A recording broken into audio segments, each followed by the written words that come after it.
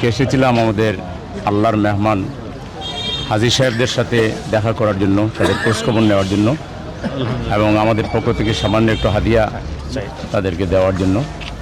তো খুব ভালো লাগলো। হাজী সাহেবরা তো আল্লাহর মেহমান। আল্লাহ বলছেন উলাইকা দাইফুল্লাহ, আল্লাহর মেহমান। সুবহান আল্লাহ, অনেক বড় ব্যাপার।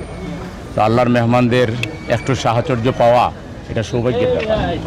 আমরা আপনাদের সুস্থতা এবং নিরাপদ সফর এবং হজের সকল রুকন সুন্দরভাবে সম্পন্ন করে আল্লাহ মকবুল হজ নসিব করে আবার আপনাদেরকে ফিরাইয়া নিয়ে আসুক এবং আপনারা দেশ ও জাতির জন্য খেদমত করুন এবং আমাদের প্রিয় জন্মভূমি বাংলাদেশের কল্যাণের জন্য, শান্তির জন্য আপনারা খাস করে দোয়া করবেন।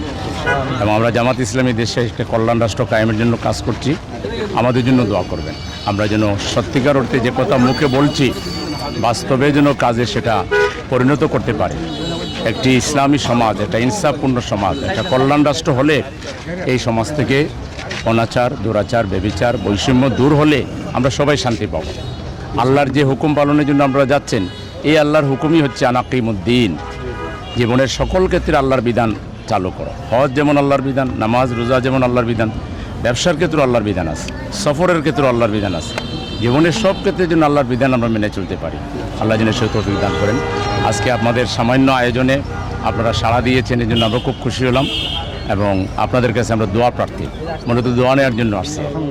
আমি সমস্ত হজযাত্রী ভাই বোন যারা যাচ্ছেন সবার নিরাপদ সফর কামনা করে নিরাপদভাবে আবার ফিরে আসার জন্য আল্লাহর কাছে তৌফিক কামনা করে আপনাদেরকে আল্লাহর হাওলা করে দিলাম। আপনারা আল্লাহর মেহমান, আল্লাহই আপনাদের সহায় হবে।